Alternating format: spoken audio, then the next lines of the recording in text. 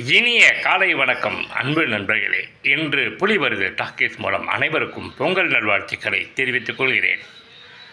இந்த பொங்கலில் உங்களை சில சங்கல்பங்கள் எடுத்துக்கொள்ள முடியலைனாலும் இப்படியான மனோநிலைக்கு என்னையும் சேர்த்து தயாராகுங்கள்.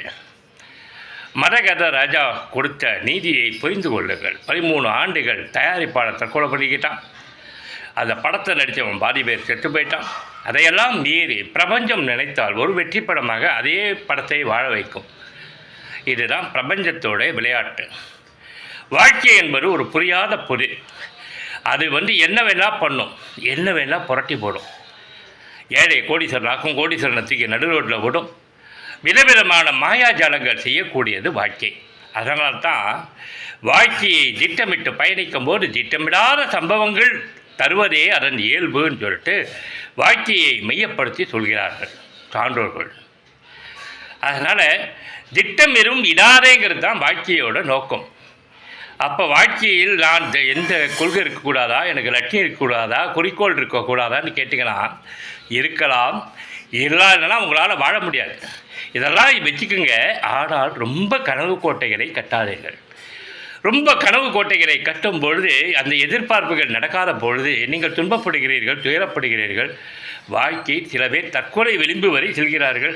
தற்கொலைக்கு போகிறது மட்டும் இல்லை, அடுத்தவனையும் சேர்த்து கொலை பண்ணுறாங்க. நிம்மதி இல்லாமல் டெய்லி ஏதாவது புலம்பி பேசி சீரியஸாக ஒருன்னு மூஞ்ச வச்சுக்கிட்டு. இதைத்தான் நான் செய்யாதீங்கன்றேன். நண்பர்களே, வாழ்க்கையை நதியோடு ஒப்பிடுகிறார்கள். அதனால் வாழ்க்கையில் எது நடந்தாலும் அப்படியே ஏற்றுக்கொள்ள பழகுங்கள். குறிப்பாக நான் ஒன்று சொல்லித்தரேன். சரணாகதி தத்துவத்தை கடைப்பிடிங்க. நான் ஒரு இடத்துல வேலைக்கு போனேன். 10 நாள் சம்பளம் எனக்கு வரவே இல்லை. ஏன் வரலைன்னும் போது, இல்லைங்க அது கணக்குப்படி உங்களுக்கு 10 நாள் ஊதியம் இல்லைங்க அப்படின்ட்டாங்க. அப்போது நான் அதுக்கு என்ன பதில் எடுக்கிறது? ஒரு பக்கம் முயற்சி பண்ணுறோம் வாங்கித்தர அப்படிங்கிறதும் ஒரு ஸ்டேட்மெண்ட் வேறு.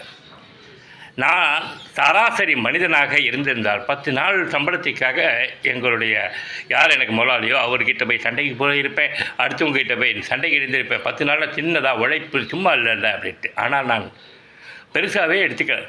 ஏனென்றால் எனக்கு இறைவன் தர மறுக்கிறான். அதை 10 நாள் ஏதோ ஒரு புண்ணிய காரியத்துக்காவது போய் சேரட்டுன்னு ஆண்டவனை பிரார்த்தனை பண்ணேன். எனக்கு வராத என்னுடைய உழைப்புக்கான ஊதியம் எனக்கு வரலைனாலும் பரவாயில்ல, அது ஏதாவது யார் மூலமாவது அந்த 10 நாள் சம்பளம் 18,000 ரூபாய் கிட்ட ஒரு புண்ணிய காரியத்துக்கு போய் சேரட்டோன்னு சொல்லிட்டு பிரார்த்தனை பண்ணேன். இதுதான் வாழ்க்கையோடு பயணிக்கிற இயல்பு. புரிஞ்சுக்கிங்க. நம்ம